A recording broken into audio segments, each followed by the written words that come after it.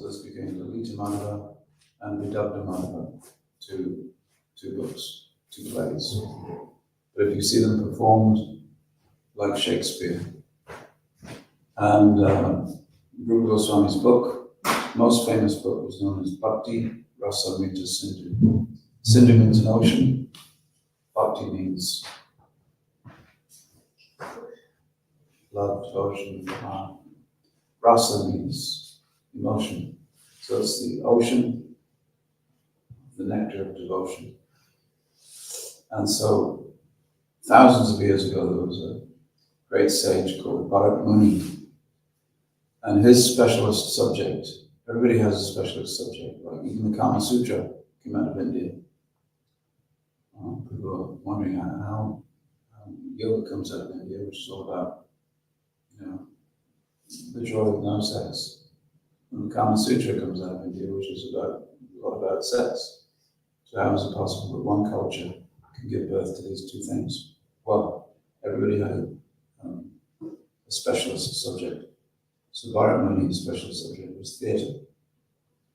And he said that it is the job of the playwright to make the audience feel different emotions. Which emotions does he want you to feel while he listed them? Fear and hatred of the anti-hero, and love for the hero, and sorrow and sadness and joy, and it goes through the different emotions. He says each of those emotions is a rasa. What is a rasa? He says, well, rasa is like the fruitful taste of a fruit which is fully ripe. But the fruit is without skin, without pips, without a seed, without a stone. It's just the fruitful fruitiness of the fruit. Nothing else. No strings. You know when you eat a mango, you get all the stringy bits get stuck in your teeth. None of that. The big stone in the middle, not that. And skin that you have to peel, and it's very fiddly, and it slips out of your hand like a bar of soap. Not that. You don't have to chew it. It's just the essence of it. So this, he says, the emotions can be stripped down to this, the essential emotion. This is the experience of the emotion. And so he said, well, because we are related to everything in the universe, everything produces an emotion. We have a financial life. We have, that can be described in terms of I have money or I don't have money. We have a love life. That can be described in terms of I have no one in my life. I have someone in my life. We have, what else? Career life. That can be described as I'm working in such and such a field, I got promoted, and there's a line. Like when you go to a hospital and your many different measurements are displayed. And so you also have an emotional life. Happy, sad. Do you remember Fry's chocolate bar? Long time ago. Fry's chocolate bar, different emotions from sad to happy. You're too young to remember. Your mum remembered. It was like the boy who was unhappy because he didn't have chocolate. And then he gets chocolate and he's happy. But it had to be Fry's chocolate. Anyway, so happy, sad, happy face, sad face, sad face, happy face. Different emotions. So you have an emotional life. You experience different emotions as you go through. Was it Pixar or was it Walt Disney that just came out with a film about your emotions? Was it Pixar? And I think it was the biggest grossing cartoon film ever. Everybody wanted to see it because everybody was interested in emotions. It's really good. And he's, what's it, there's two now, isn't there? Yeah. So they're onto a good thing. And so was Rupa Goswami. So, emotions. So part of what we like to see happening, is we like to, my wife at least, likes to teach children how to describe their emotions. Because sometimes, particularly men, they don't have the art of describing their emotions. And when in later life, as inevitably men do, we can't describe it. We can't describe how sad I'm feeling. I'm sad and a little bit rejected. I'm sad, but a little bit depressed. I'm happy, but not too happy because it's capped by the anxiety I feel that the happiness is going to be over soon. So in this way, it is it's very good to be able to describe your emotions. Then people can relate to you. You establish a relationship by describing your emotions to another person. This is how I feel. The women are particularly good at doing this job, but I don't think we are, isn't it? Yeah. Men just say, "Yeah, I'm a bit down. I'm feeling all right. You all right, John? Yeah, I'm all right. All right, mate? Yeah, not too bad." That's, if you've ever seen Bill Bailey do this, Not Too Bad. You ever seen that? Look it up. The comedian, Not Too Bad. If you ask an American, how are you doing? They go, what do they say? Awesome, awesome. And if you ask an Australian, how are you doing? He says, great. If you ask a British person, how are you doing? He says, not too bad. We're very cagey with our emotions. We don't go through. So if we have everything induces an emotion. Driving from here to Inverness would have induced awestruck emotions for me because the mountains and the highlands, but I didn't get to go. So those emotional. I didn't go on that emotional roller coaster. So, what about God? What about the supreme source of everything? People want to feel emotion. They don't want dry as dust philosophy or textbook learning or boring hymns. They like to have emotions. And some of the churches that have been built, they're really cathedrals of emotions. You go in there, it's the way they play the music.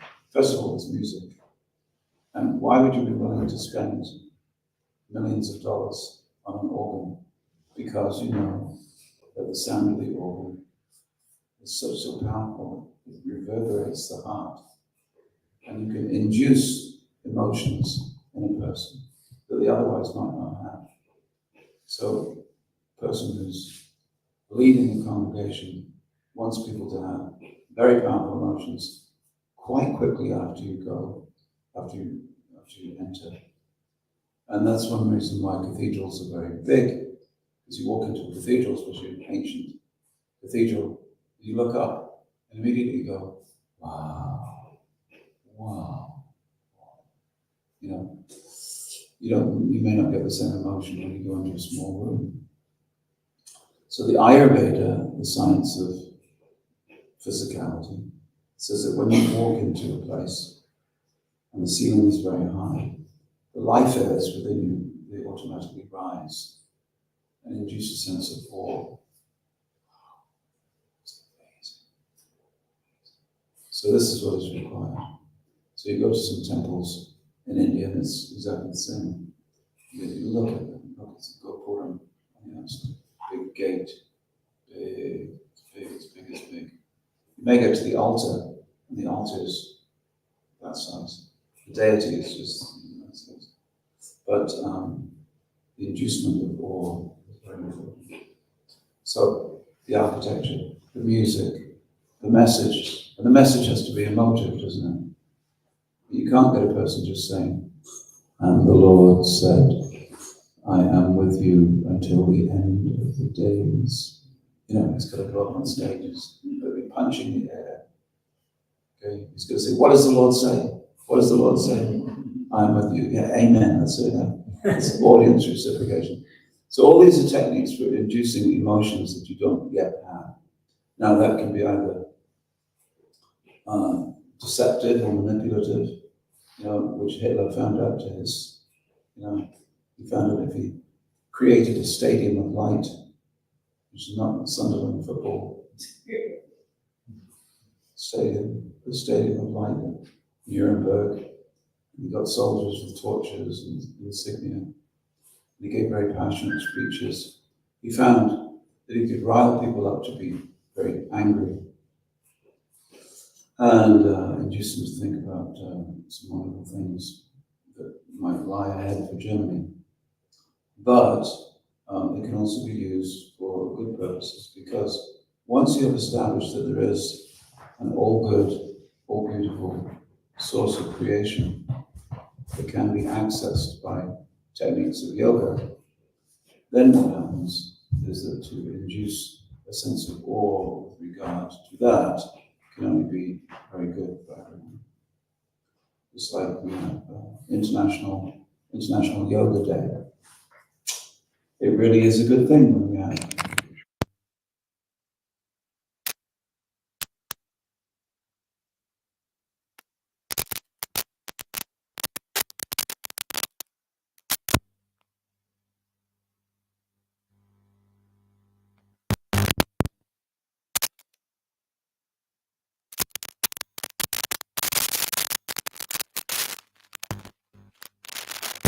In this way, we want to, Rupa Goswami, he wrote these plays to be performed, and he talks a lot about rasa, or the emotions with regard to Krishna. The first emotion with regard to Krishna is just kind of innocent curiosity, isn't it? Who's the guy? Who's the blue guy? Who's that blue person? Just an innocent question. Next is, kind of looks interesting. I think I'll check it out. I'll read a bit. But as Bhakti Yoga practice goes ahead, then you may find that different emotions are revealed within you that you've not had before. So Rupa Goswami writes about that. He says that there's something called, vibhava. Vibhava means the things which induce the different emotions in you. Vibhava is split into two: alambana, which is the existential state between subject and object, and udipan, that which stimulates it. In an ordinary relationship, you could say, boy meets girl. Well, we know where that story is going. Boy meets girl. Or you could say, here's an old couple, they're both 84, they've been together for 47 years, or 57 years, let's say. We know that story. And we go, boy meets girl, yeah, great, nice to see them together. 80 something years, oh, that's another emotion, isn't it? Oh, they made it. Hope I can make it that long. So there's different emotions, but the alambana is two people. The alambana is the fact that the relationship could not exist without the two people. The udipan is the things that they do to stimulate the relationship. And as anyone who's married any man who is married knows, you must remember her birthday, you must remember the anniversary, and you must remember the engagement. Okay? All right, John? Never forget. You have to be a Boy Scout when it comes to those dates. Birthday, engagement, marriage. So these are known as udipan. Now, in relationship to Krishna, what is the alambana? The alambana is you and Krishna. You and Krishna. When Krishna is the object of your affection, there's Vishaya and Ashraya. One is when you are the object of Krishna's affection, you are the Vishaya, he's the Ashraya. So, moving forward, so that's part of the relationship. We know the relationship exists because there's this person and that person. It's hard to have a relationship with a piece of furniture. You might have some affection, you might not want to see it damaged, but there's no reciprocation. I could sit on this chair for the next 50 years and it will never remember my birthday. Because it will never speak. It's not a person, it's an object. So for a relationship to exist, must be two persons, and there can be reciprocation. So the stimulants that keep the relationship going, this is known as udipan. So the different divisions of the rasa or relationship. Okay? That's it. That's the end of my talk. And I relieve you of all responsibility for sitting cross-legged, and your journey to Kilmarnock awaits you. You should go. Okay. Thank you so much. Lovely to meet you again. They've come all the way from Georgia in America just to come here for a day. You see that, Leela? You see that? Thanks for popping in anyway. Safe travels. Don't forget, we drive on the left-hand side of the road. So good. Any questions? Any questions?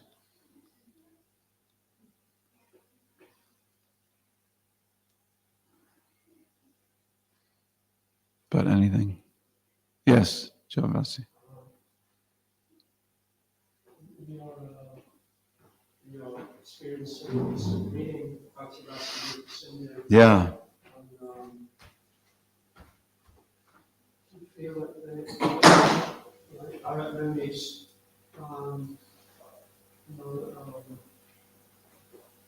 statements about the responsibility of a writer and an actor to stimulate emotions. Yeah. How would you recommend what's the best process for reading Rupa Goswami's works to actually get in touch with those emotions that he was attempting to portray in his books? The best way of getting in touch with those emotions? Well, he describes the udipan, the stimulants to love of Krishna.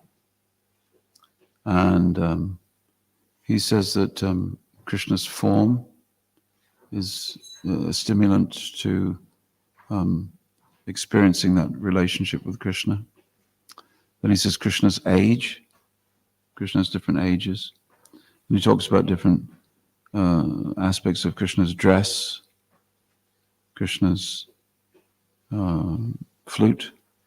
He talks about different things that will stimulate us to remember Krishna. And here's the difference.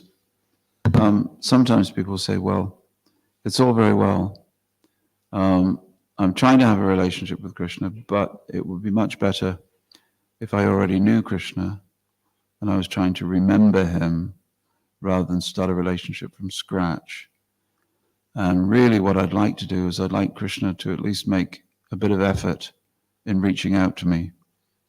So I want Krishna to give me a dream of Krishna, or I want Krishna to appear before me just once. Then I'll believe in him. And that will really help the relationship along. Because at the moment, it's like being a pen pal to someone who never writes back. It's like I've asked to be his friend many, many times on Facebook, but Krishna never accepts me as a friend. And sometimes it feels like that, doesn't it? It's like it's all one-sided. It's all me. This bhakti yoga means I have to do all the work and Krishna does nothing. Well, it may appear like that, it may seem like that, but actually Krishna is providing everything, except we don't often recognize it because it comes in disguised forms, comes in many different ways. And part of what devotee company, devotee association, fellowship, a society of devotees do is that they remind each other of Krishna. How does Krishna sing? Tu shanti cha, ramanti cha. By enlightening each other. How does it go? Enlightening each other, conversing. Tu shanti cha, ramanti cha. Giving pleasure to each other. How is it?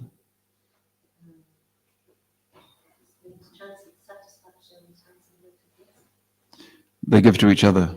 Yeah, yeah. See, sometimes what happens is that we talk about things, and that's easier to talk about things. And it's easier to talk about service. You know what I mean? Because service, especially in an ashram, has to do with things. I wipe the tables. I fix the car. I cut the grass. I did different things. And it's easy to talk about. It's easier to talk about solid objects than it is to talk about Krishna. It's easier to talk about experiences that you've had than Krishna's pastimes, because you've got to learn Krishna's pastimes. And it really helps if you believe first. What we want is confirmation of Krishna's existence. And we're sort of playing a game with Krishna that says, well, I'll go forward with the relationship thing if I have absolute rock solid proof that you exist in the first place. Okay? So I'm going to sit back and I'm going to wait. I'm going to wait and I'm going to chant. I'll do that much and I'll read with a little bit of interest.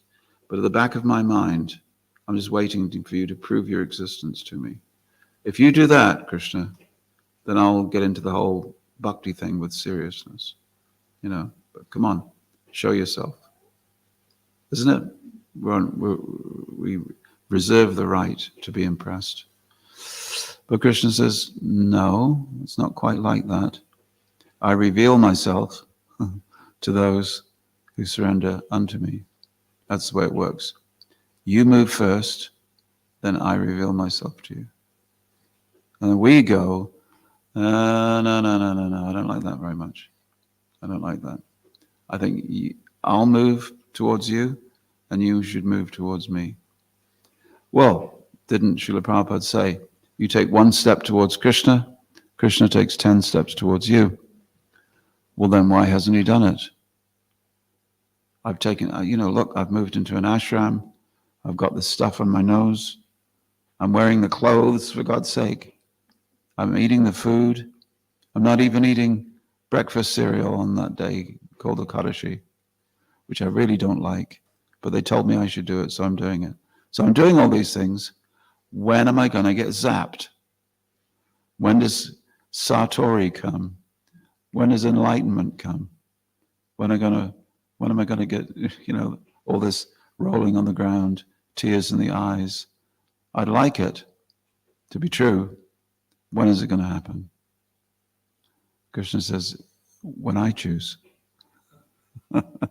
When I choose. When you surrender. But I have surrendered. Yes.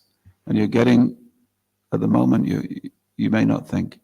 Prabhupada said one time, it is like being in the airplane. He said, when you're in the airplane, you're just looking around the airplane. It doesn't look as if you're going anywhere. You just hear the rumble of the wheels on the tarmac in the background. It doesn't look as if you're going anywhere. Then after a few minutes, he said, you look out of the window and you can see everything very, very small. And you realize that you've gone very high. But you just haven't been looking. So sometimes devotees have the experience when they go home or when they go back to the town where they're from, and they realize they're so much different than what they were before. They've changed completely. But it happens so slowly you don't notice it. It's like the boiling frog. You know the boiling frog? Everybody knows the story about the boiling frog. Boiling frog couldn't understand the gradations of heat that were happening to him. He had no impression because it was happening so slowly, so incrementally, that he boiled to death. That's when the boiling frog principle is applied to something that's bad. But it also works when you use it for something that is good. We are becoming Krishna conscious incrementally. And it's so incremental that you may not realize it. What we're looking for is, we're looking for the end goal somewhere in the middle or somewhere towards the beginning. We're looking for this massive transformation of heart that we've read about. But perhaps that's not, perhaps it comes in a more measured way. But the techniques that we've been given do apply. It's just we don't do them often enough or enough generally. For instance, when I was 13 years of age, the Hare Krishna mantra was broadcast on the BBC. My friends had heard it the night before, my school friends, and during lunch break, they went into a classroom. Three or four of them went into the classroom, an empty classroom, and they closed the door. And they closed the door in my face. I said, hey, boom, boom, boom, boom, boom, boom, boom, boom. Don't do that. Why have you shut the door? Go away. He said, why can't I come in? We're doing something. Go away. So I thought that wasn't good. So I went around the side and I peeped in through the window and they closed the curtains. And I thought, well, this is very strange. And I came back after 10 minutes. I said, what were you doing? They said, we were chanting Hare Krishna, chanting the mantra. I said, what's that? What's it all about? They said, well, we bought the record, and inside the record there was a piece of paper that said, warning, repeated chanting of the following mantra can lead to states of ecstasy. Use carefully. Do not chant too much. And so they, of course, Shamsundar had put that there to get everybody chanting. So I said, well, did it work? Did it work? They said, no. Well, how long did you chant for? We chanted for at least 2 minutes. So bless them, they chanted for 2 minutes and it didn't work. One time the Dalai Lama, God bless him, even though he doesn't believe in God, the Dalai Lama was in New York and a woman, young man put his hand up and he said, Your Holiness, he said, I want enlightenment now. I don't want it to take so long. I want it now. He said, no, it's not like that. He said, enlightenment comes. He sort of said, we have thousands of lifetimes. This is one lifetime, and it all contributes to your lifetimes. There'll be a change of body, and you'll continue on your path. He said, no, I don't want to do that. I want enlightenment now. How do I get it? And he just looked at him, and he didn't say anything at all. And someone who was standing on the side saw a little tear come down his cheek because he realized these Americans just don't get it. They don't get it. They can't understand that it's a lifelong process, minimum a lifelong process. However, there's good news, okay? There's good news. The good news is that from time to time, we get what is known as a spurti. Spurti means a brief glimpse. A brief glimpse. And that can come at any time. You may not be doing anything particularly spiritual at the time, but it's a brief glimpse. And that brief glimpse then impels you on to the next few years of practice. If you don't get that often enough, you can become a little dry. How do you get it? Well, the techniques of bhakti work, but we tend not to do them often enough. We tend to do the equivalent of 2 minutes here and 2 minutes there. What Mahatma Prabhu calls courtesy japa. Have you heard that expression? It's polite japa, but it's not really calling out to Krishna like a lost child. Oh, hello, sparkly babies. Just like one of these children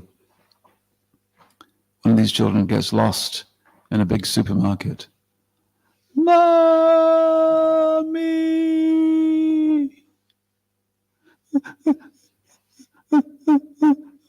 Mommy! All the shopkeepers will come up. What's your mummy? Let's try and find a mummy for you, shall we? This is how we should be calling out during japa. It's not polite. It's quite aggressive in a way. So that's one aspect. And things like fasting can be done more, although I'm not a great faster. I prefer to eat rather than fast.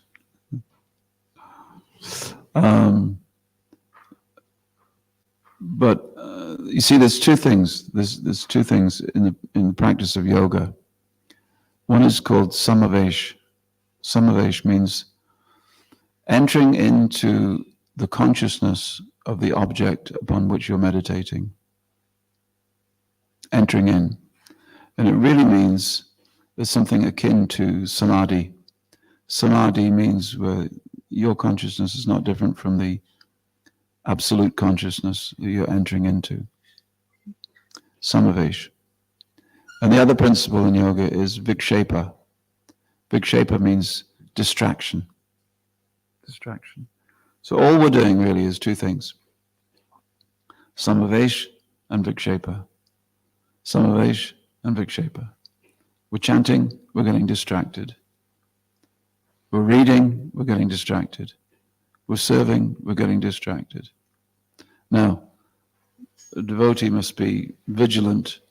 As Krishna says, yato yato nischalati manas chanchilamasiram, wherever your mind goes, you must bring it back and place it under the control of the higher self.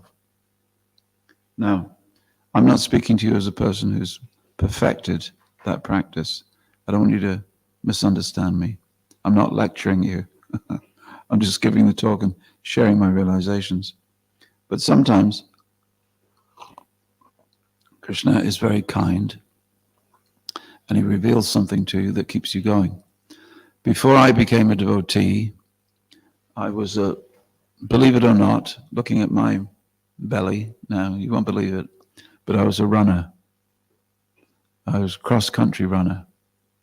And I ran for the school, and then I ran for the county of Nottinghamshire, where I lived. And it was sort of 7 miles, 8 miles. And when you run 7 or 8 miles, especially over rough land, you develop a sense that, you know, the finishing line is quite some distance away. It's not an ordinary race because you have to pace yourself. And as you pace yourself, you develop a different style of meditation. You hold the end of the race in front of you, but you have to reduce the sense of impatience, you know, because it's still 7 miles to go, 6 miles to go, 5 miles to go, and you have to keep running. Or I have a stitch, it hurts. Well, sorry, you have to keep running. This is not the game. You can't stop when you get a stitch. You have to push through that. And there's another part where they call hitting the wall. Have you heard of that? There's a buildup of malic acid in your body, something called malic acid. If you run too fast too soon, and it's called hitting the wall, and you just, basically, you hit the wall and you can't run anymore.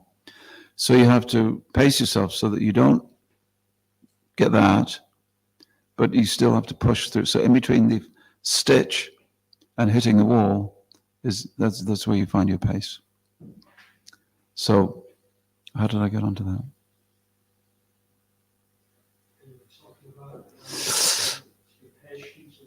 Yes, occasionally you will see a milestone or you'll see a feature of the landscape because someone will tell you, when you reach the old oak tree, you're halfway. So you may have something like that. So you reach the old oak tree and you think, well, at least I'm halfway. There'll be some measurement to it. In other words, you must have some way to measure that you've actually made some progress. So normally, you could say initiation is some sort of measurement, isn't it? I was here, and I was called John, or Jimmy, or Jane. Now I'm initiated, and I'm, Janani Vas or Janardhan or something like that. So I was there, now I'm here. But then from initiation onwards, it's like, well, that's the rest of my life. What do I do now? Where's the measurement? You can't keep looking back to initiation and saying, well, at least I'm initiated. That won't do. Because somewhere over here, you might hit the wall or get a stitch. And over here, you need some feature of the landscape to say, you're doing okay, keep going. So that's why runners, they like to have people along the track. They go, yay, Keep going. Here's an orange. And they keep running. Or here's a bottle of water. Keep running. You know, or someone blowing a trumpet. Like our Chaitanya Ballabha in Newcastle. He likes to go on these races, sometimes 13 kilometers. And it's at some point when he's racing, when he was a brahmachari, he was racing in orange shorts and orange top. And the devotees would be there with a kirtan party. So he'd run past the kirtan party. That would give him some energy to keep going. So we need that in our life. We need, you know, everybody needs markers, and they need something that will encourage them to, again, try harder to become absorbed. Otherwise, you know, you slow down, and you got to find your pace. But usually we don't, if there's anything that's a problem that Prabhupada indicated, it's that we don't read enough. We don't read enough. The you know, the problem for Prabhupada was not that people didn't serve enough. They did, you know. They were out selling books for hours and hours and hours. And he was very happy with that. But then his next question is, are you reading my books? Are you really reading them? Are you really deep studying them? Like Giriraj Swami told me a story that Prabhupada was taken around Bombay, and he would go to houses where there was life members, Indian life members in Bombay. And when he came to a house where a person was chanting Hare Krishna mantra and coming to the temple, but they weren't contributing anything financially, he would say, I'm so pleased that you're chanting, but you can contribute something small. You can give something, you know. Then when he came to a life member's home where he was contributing, he said, I'm very happy that you're contributing, but you can also pick up the beads and chant. Yeah. So he wanted service to be balanced by sadhana. Now you can argue semantics about it. You can say, well, service is also sadhana. It's also bhakti. But unless you get it right, you'll run out of steam over here. So, jai. So the principle is getting it right means you can't just drive. You need to pull in and fill up with petrol occasionally. If you keep driving, you'll just run out of petrol. You run out of energy. And I've known many devotees who have been working hard, but not giving themselves what they need in order to stay pure or stay balanced or stay refreshed. And they run out of steam. Steam, petrol, fuel. You've got to have it. Is that okay? Well, you asked one question, I give you one short question, I give you a long answer. Anything else?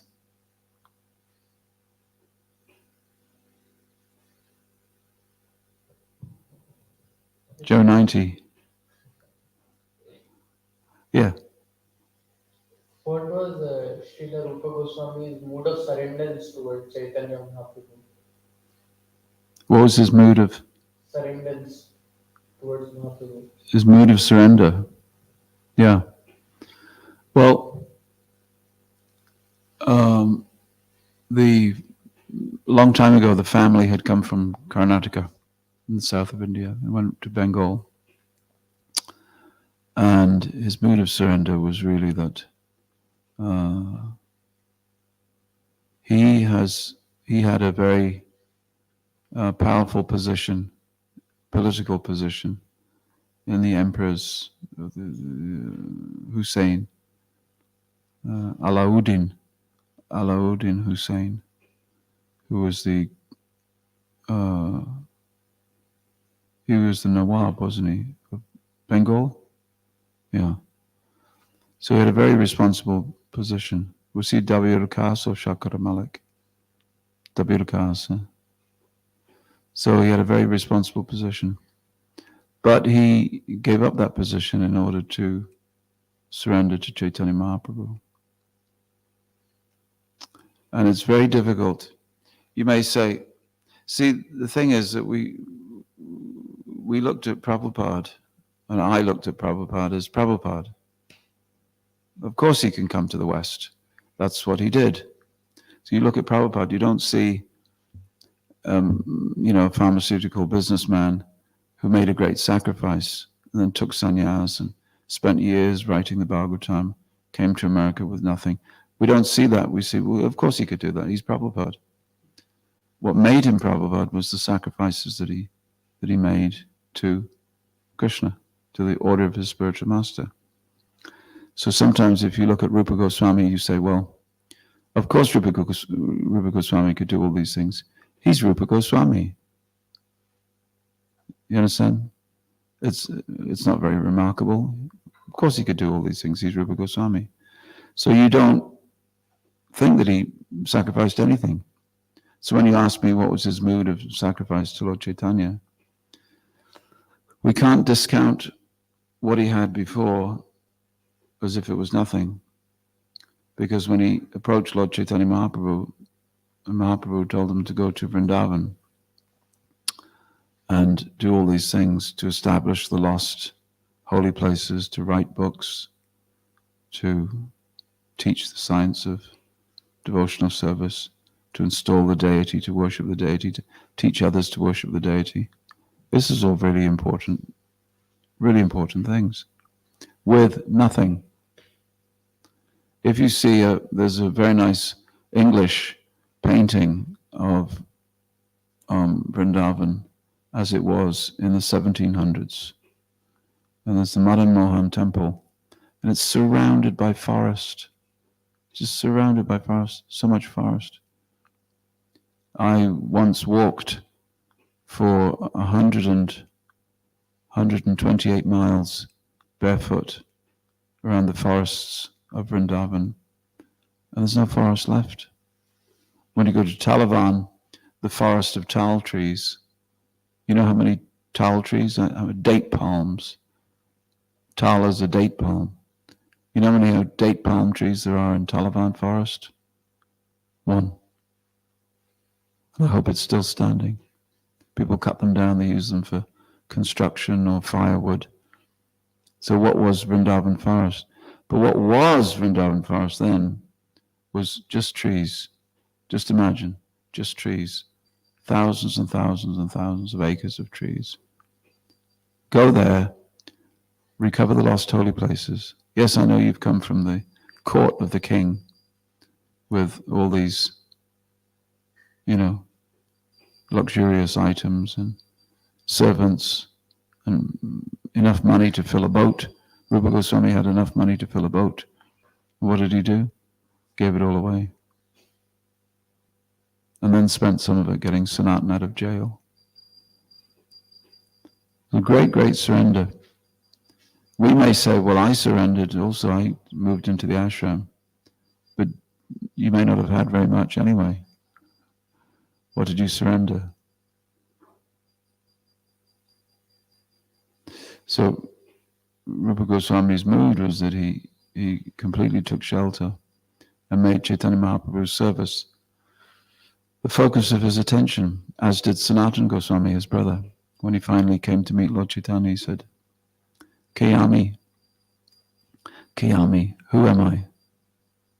Who am I? As if he didn't know anything. He'd already been reading the Bhagavatam.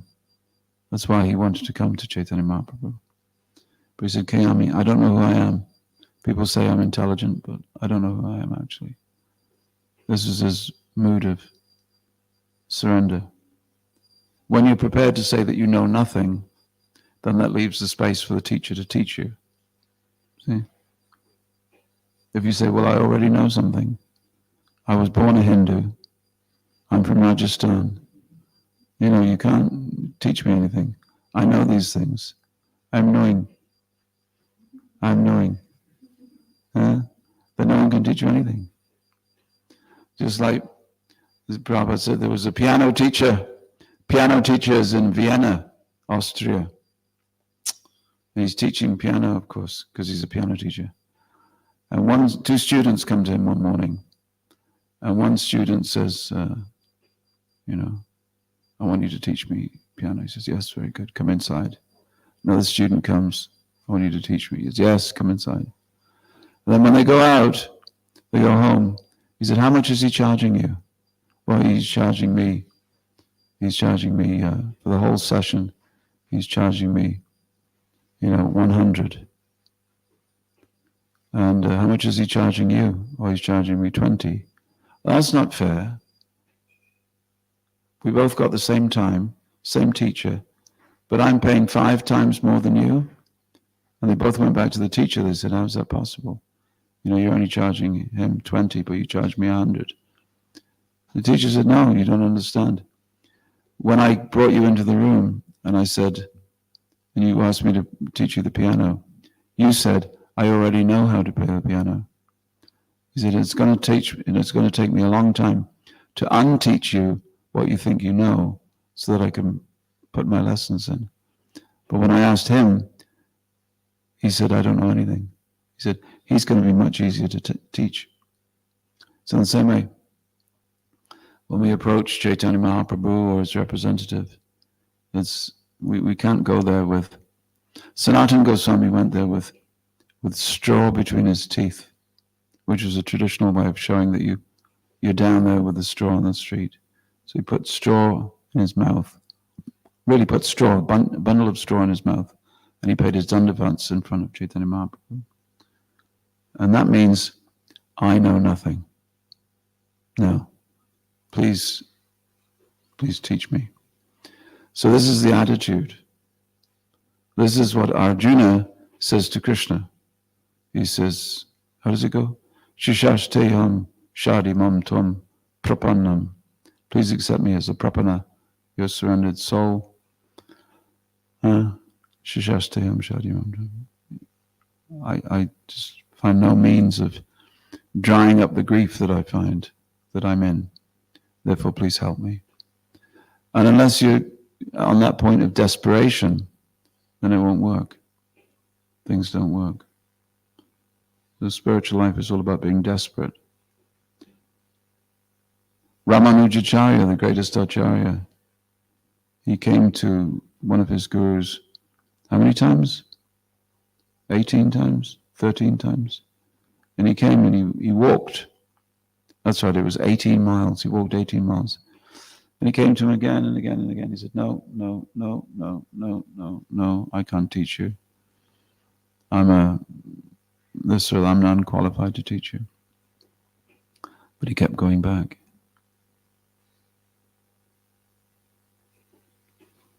So sometimes what happens is that we sort of stumble into Krishna consciousness, because the whole mood of the Krishna consciousness movement is to make it easy for you. So you just sort of walk into the ashram, 3 meals a day, you get your food, you can do your job as you live in the ashram. It's made very easy. Where's the desperation? No desperation. So sometimes that edge is lost. So that must be there in order to really bring out from Krishna that mercy that we need to begin.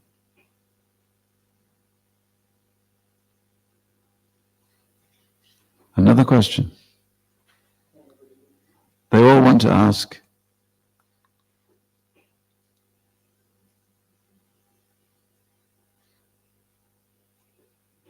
Yeah. Hare Krishna. Hare Krishna. Thank you for the class. I'm trying to ask a question. It's about relationship. We should reawake our relationship with Krishna, and this should be the goal of our spiritual practice. Mm.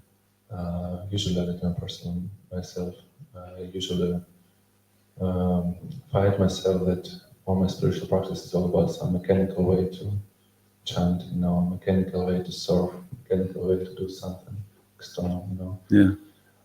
Could you please share me something which helps you to focus on this, main goal to read? fully awake, or they should be Yeah. first?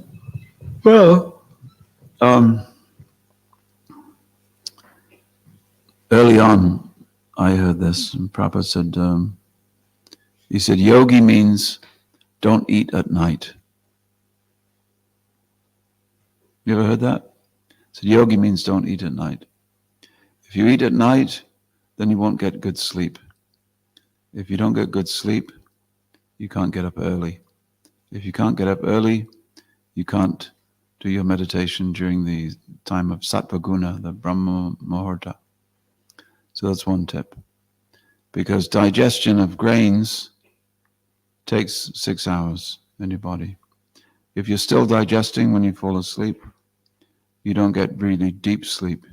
You get rapid eye movement sleep, which is dreaming sleep, but it's disturbed. So we aim for finishing the eating business sometime in the afternoon. And yes, I realize that's not, we can't do it. We can't always do that. But it's a good thing to aim for. Therefore, it is said that, controlling the tongue is the first principle in meditation. So that's one thing. And we say this because, I'm married, as you know, and I've been married for 42 years, raising 3 children, now 3 grandchildren. And so I have a lifetime of practice of struggling to achieve a morning program while juggling, making money and children and house and bills and all of that sort of thing. So it's not easy. I do appreciate that. But somehow or another, we must reclaim our mornings. It's like a birthright. Somebody left for you, some gold that your grandfather left for you. You must reclaim it. So that's my first piece of advice, would be to reclaim your morning. Second bit of advice, I suppose, would be to not only chant, but to discuss chanting with others, to discuss meditation, and be honest. We find it difficult, but sometimes we don't talk about it. We don't talk about how we find it difficult, what has worked as a success for others, because we don't want to look foolish, and we don't ask questions, because if you ask a question, you look stupid, don't you? If you ask a question, it means when I ask a question, it means that I'm telling the whole room that I don't know the answer. Well, the Chinese have a saying: if you ask a question, you will look foolish for 1 hour. If you don't ask the question, you'll be a fool for your lifetime. So we must be prepared to sacrifice our ego to ask questions. And the question goes like this: I can't fix my mind on the mantra. What should I do? That's a good question.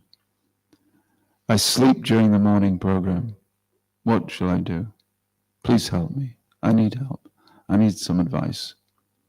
I wake up for Mangalati, then after Mangalati, I go back to sleep. Please help me. So, sorry, Pradyumna. These are the honest to God questions that we should ask in something called an Ishtagoshti. Now, it may be that none of you have even heard the word Ishtagoshti. Have you heard that word? You have heard the word. It means a gathering of people to discuss the valuable thing that they have in common. So Ishtagoshti for Vaishnavas is where we come together and we talk about the things which are most important to us, our principles of bhakti. But sometimes, because we do have egos, even though we live together, we don't ask the questions that we should be asking. The questions are things like, many people don't ask me. It's very interesting, actually. Sometimes we see that couples don't stay together. Devotee couples don't stay together. They get separated, or they drift apart or they get divorced even. And I say to them afterwards, I said, did you not think to ask anybody? Oh, we didn't want to talk about it really. It was just our private, you know. Why didn't you not just say to one other person, we're having relationship difficulties, can you help us? Because it's painful. It's a type of surrender to say these things.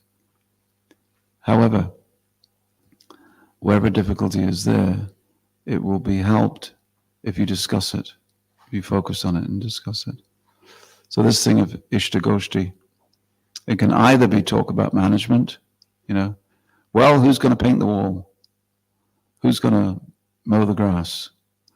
Ishtagoshti, you can also talk about who's going to cook that sabji on Wednesday? Who's going to arrange for the Rath Yatra cart to come? These are all very important things, but it's a slightly different thing than the Ishtagoshti that I'm talking about. Ishtagoshti means Ishta, what is most valuable for you, what is you are devoted to, what's your common aim, and Goshti, a fellowship, a gathering. So this principle is very important, talking about the obstacles. Because the idea is in spiritual life that someone who's been a devotee longer than you has probably removed that obstacle from their life. And they might have gone through hell in order to do so. They might be able to share with you some techniques. So the most important principle for that is to have satsanga. Otherwise, it can be mechanical. It can be mechanical. You know, there's many people who just, we see many religious systems where you wake up in the morning, you say a prayer. You come before the Lord, you say a prayer. You hold a hymn book, you sing some psalms or something. It's all very rigid and disciplined. But there's no, into that system of rigid discipline, they have to insert someone that they call a counselor, mentor, or at least in the church tradition, they call it a spiritual director, someone that you go to and say, look, I'm just not feeling it. What do I do? And in our tradition, it's the guru, or a guru figure, or the guru's representative. Guru just means teacher. It just means, tell you what guru means. Guru means heavy. But the Sanskrit word guru means weighty. Just like when a bumblebee, a honeybee, leaves the hive,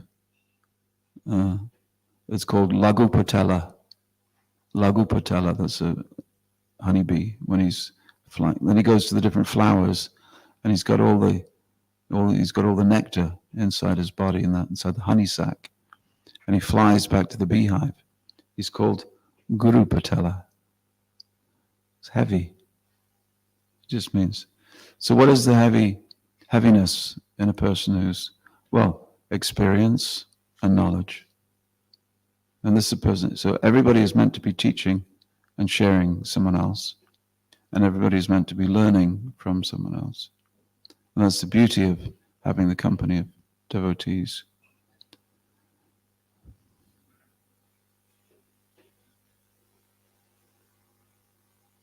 If we don't have that, then we're missing the point of living in a space where there are people to ask these questions.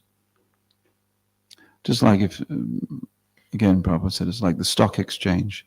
You join the stock exchange so that you can ask other traders, what should I invest in this week? What should I sell this week? What should I buy? Because you want to be of mutual benefit. Yeah. So birds of a feather like coming together so they can learn from each other. Is that okay? But not quite the response you wanted. Anyway, these two principles are recover your mornings and make use of the company that you find. And 3, Do not be afraid to ask the difficult questions, which expose you as a fraud. Just be prepared to be a fraud. Okay? Be prepared to be exposed. If you can be that humble, then there's no limit to what you can learn. Otherwise, it's very expensive. And it'll take a long time. A bit painful though, isn't it?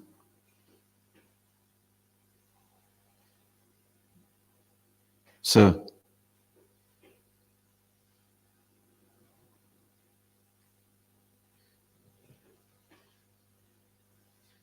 Prabhu, speaking about desperation in our pursuit and practice of Krishna consciousness, how can I take inspiration from someone,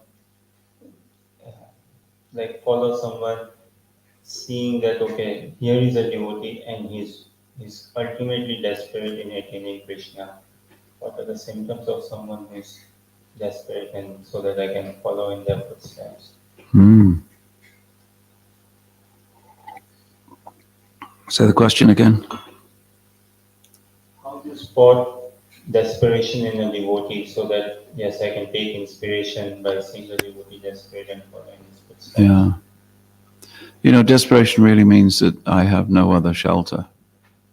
I have nothing in my life apart from Krishna.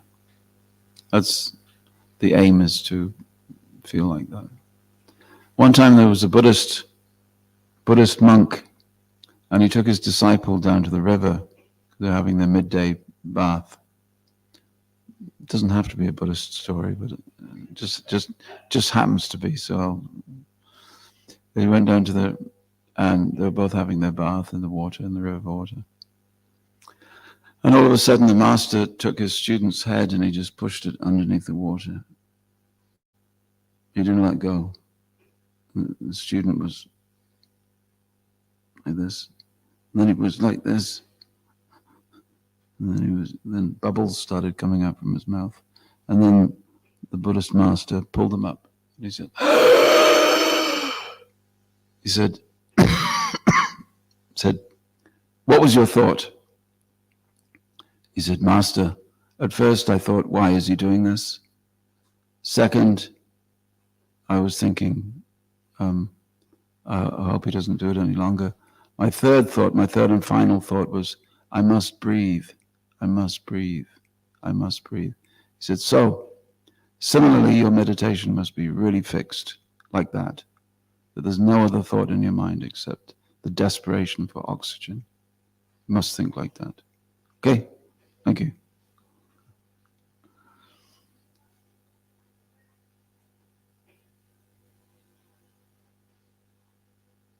So there must be a certain amount of intensity.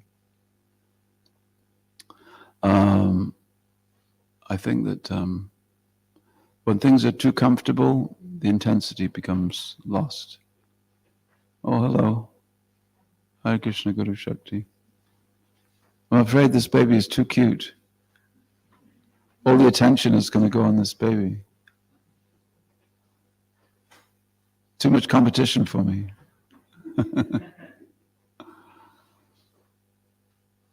So the intensity must be there. That's all I can think of at the moment. Just that I wanted to share that story with you. It's the difference between politely going about Krishna consciousness and really, really desiring.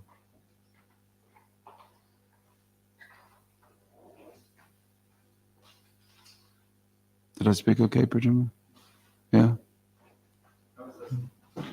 Huh? I was listening to you. Oh, you're listening to the Krishna. Yeah. Sometimes, poverty is a very good chutney. You heard that one? Poverty is a very good chutney. Or hunger is a very good chutney. That's right. Hunger is a very good chutney. Because when you eat, when you're really hungry, you digest better. My personal experience has been that devotees who joined when there is nothing, or when temples are very poor, or they don't have, they work harder. they serve harder, they pray harder, you know. We were in Bhaktivedanta Manor, the government wanted to close our temple, and it was a long, long campaign to keep our temple open.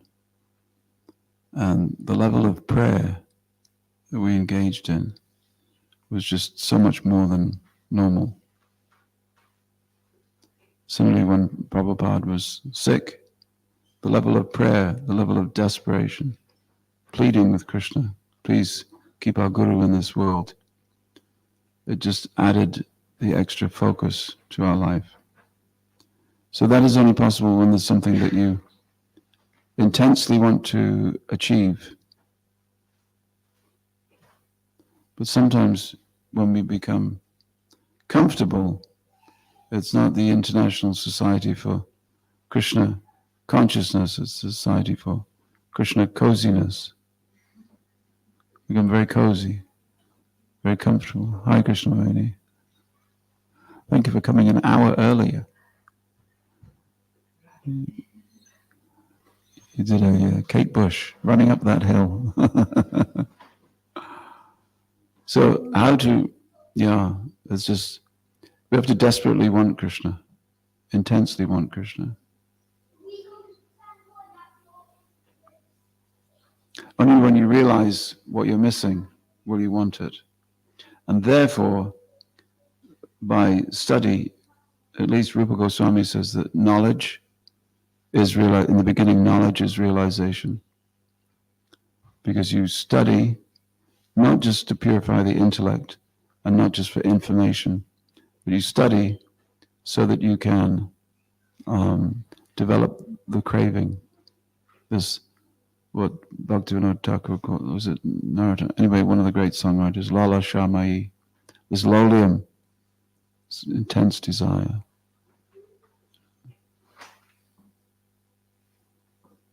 Then the magic begins to happen.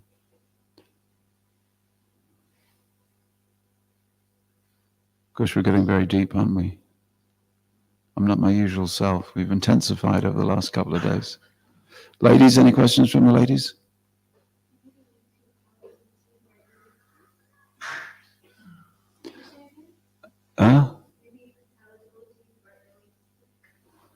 Well, there was a recent rule passed by the GBC of our organization that unfortunately speakers are not allowed to talk about the books in public in the temple. But nevertheless, I've written a book and it's in the shop. That's it. That's my pitch.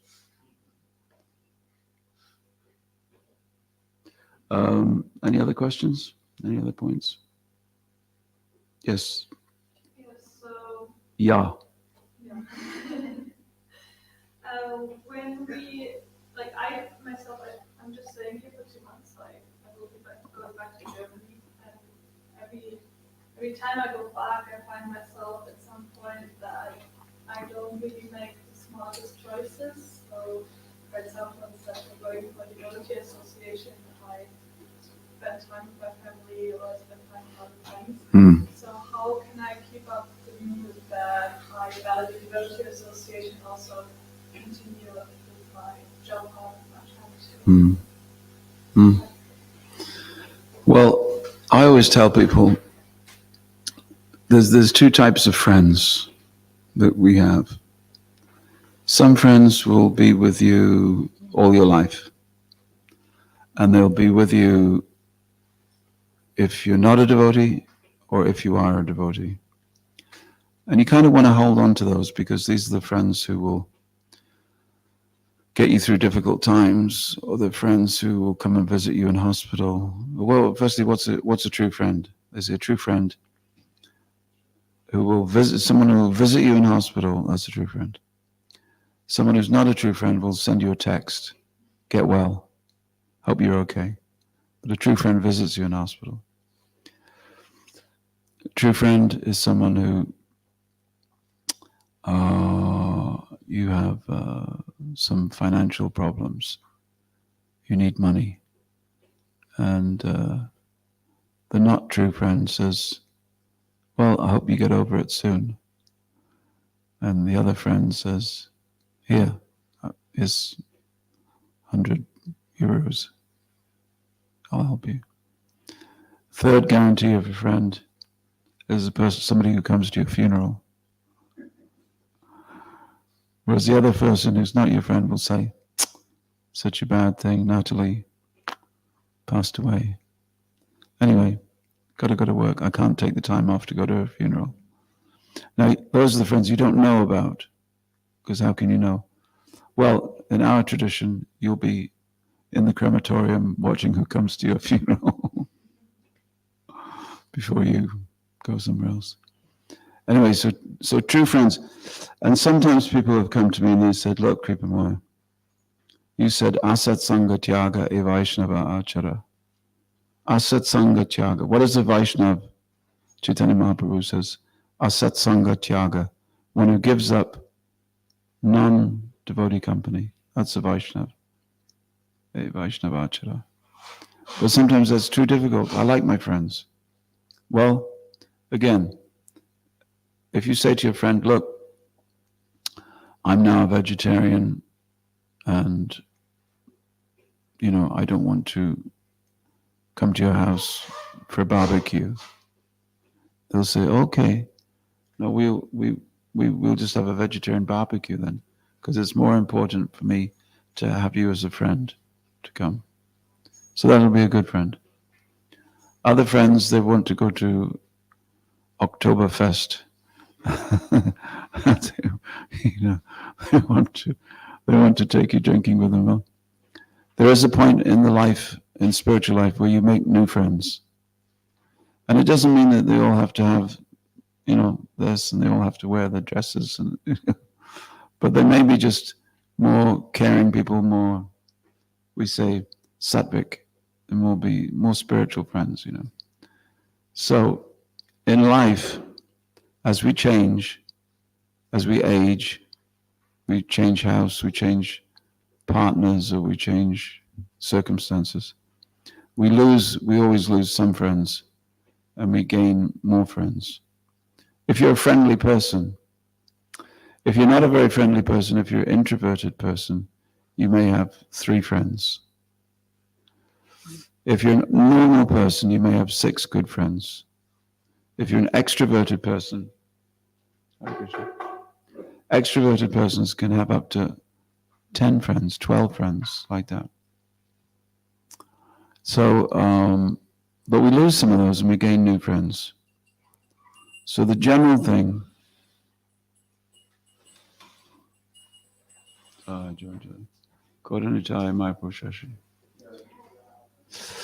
so in this business of life, you know, we can lose a few friends, and 1 or 2 friends doesn't make too much of a difference. Although they will say, she's changed. She went away to this farm, this place that called itself a farm on a hill in Scotland, and she'd come back different. She's different. She talks different. She eats different. She doesn't come out clubbing. She doesn't do this and doesn't do that. And I'm not sure whether I want her as a friend. You may lose those friends, but you may gain other friends. And if you're really good, then you'll have more spiritual friends will come. And I've seen that happen with people.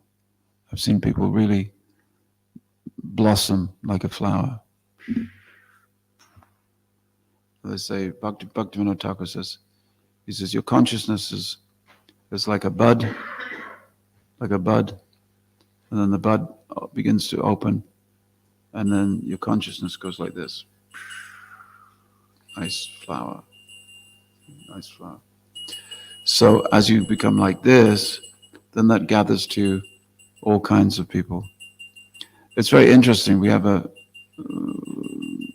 person, when I was doing my mail order, we had a mail order service, writing to people who ask questions.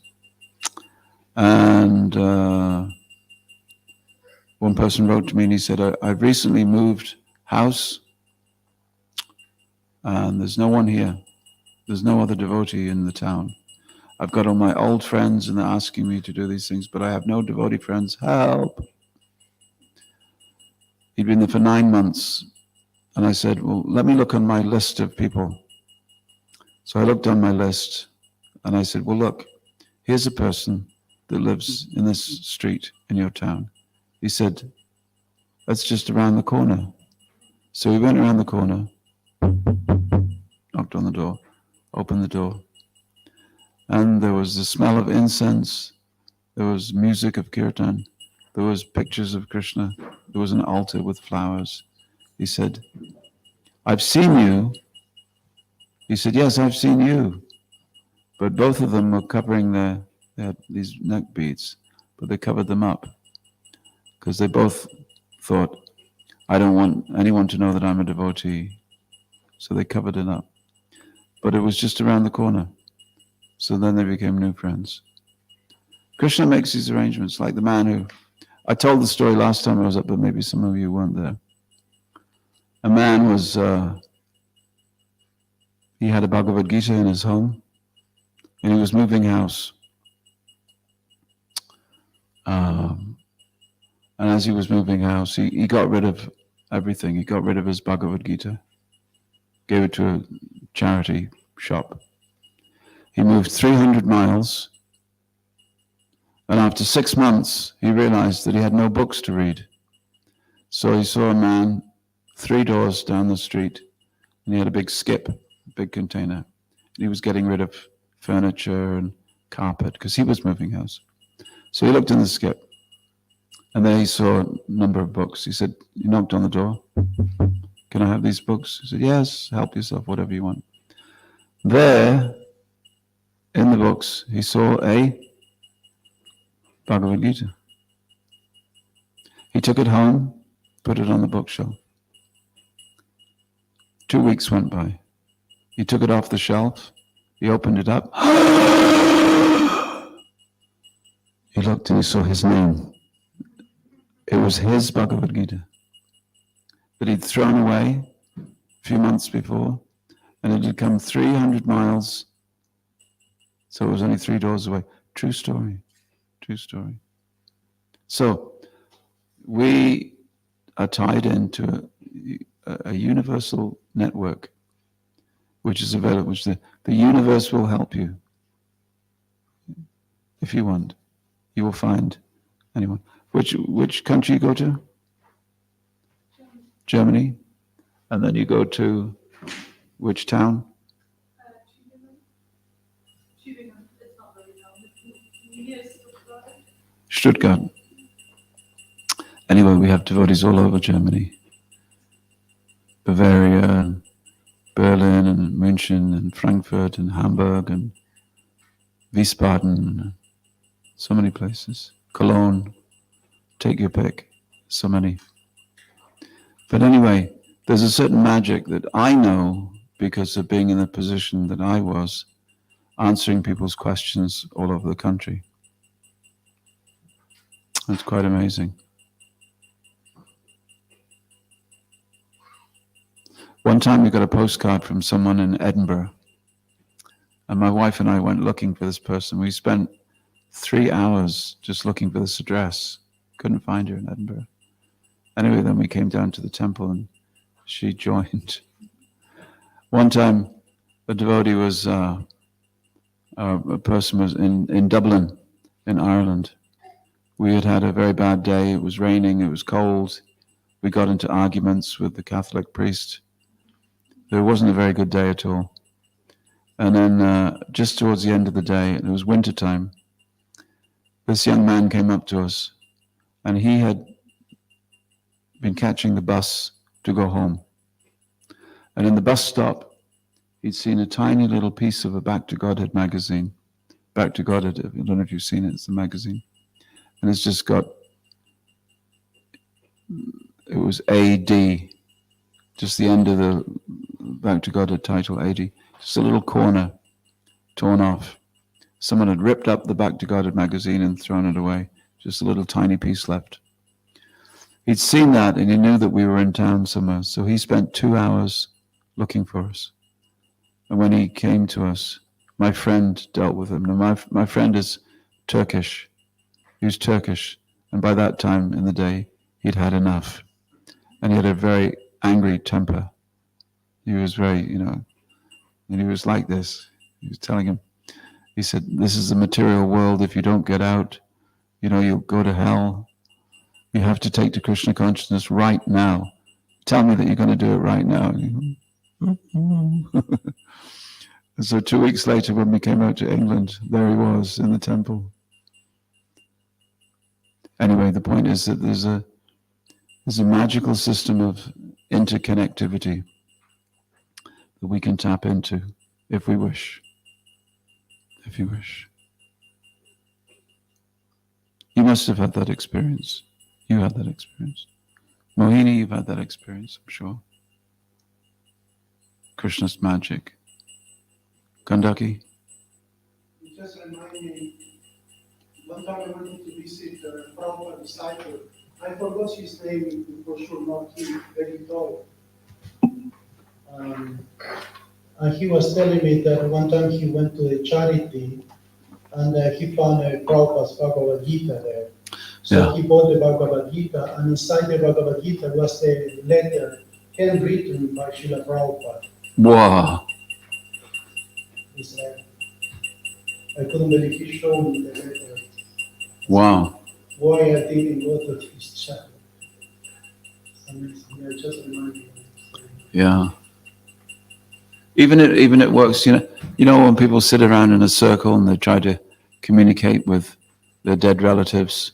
In this country, we call it a seance. Seance. Well, this was something where the person was, they go into a trance and they go, "Albert, are you there? Are you there? Can you hear me?" So this person, devotee, was going into a different hall. He was going door to door. And he went into this room where they were all sitting in a circle, just communicating with the spirit world. And he very silently took a Bhagavad Gita and he put it on the coffee table in the middle of the circle. And everyone went, he looked around and the man came out of his trance and he said, "So it has happened. 2 weeks ago, he'd had the spirit message that somebody would come. And on that table in the middle of the ring, they would place a book, which was good for them and good for him. And that message was coming from the spirit. And the spirit person said, look after this person. He'll bring a book." So they were all stunned to see that it had happened. And so many amazing stories. So many amazing stories. Now, if that happens when we come to Krishna consciousness in the very beginning, why do we sometimes think that it's not ongoing? Do you think if these mystical happenings take place before you become a devotee, that suddenly Krishna gives up on you? The temptation is to think that I do not matter to Krishna. That's the temptation. I'm not that important. When I was 7 years old, I said to my mother, "How does God hear everybody praying at the same time?" She said, "Well, I don't know how he does it, but he does it. He can hear everyone individually, all at the same time, because he's God." So Krishna has an individual relationship with us, and in the spirit of today's talk about Rupa Goswami, we're trying to discover that rasa, that relationship that we have with Krishna. Krishna, as we surrender to him, is revealing that to us on a daily basis, maybe incrementally, but as time goes by, hopefully we will also get a spurti, a revelation that will allow us to continue for another few weeks, another few weeks, another few weeks. Some inspiration. A milestone along the way. Slice of orange juice, slice of orange, bottle of water. And now I must go. So I thank you very much. God bless you all. And I'll be here tomorrow. But I think that Srila Swami will be giving classes tomorrow. He's initiating someone as we speak. And we shall hear his new name as he comes. And tomorrow he'll give class. What day is it tomorrow? Saturday, thank God. Will it be a Ekadashi tomorrow? Thank God. Will there be a feast on Sunday? Thank God. All right, Hare Krishna. We can go. And you can check out the shop. Kripomoya Prabhu ki.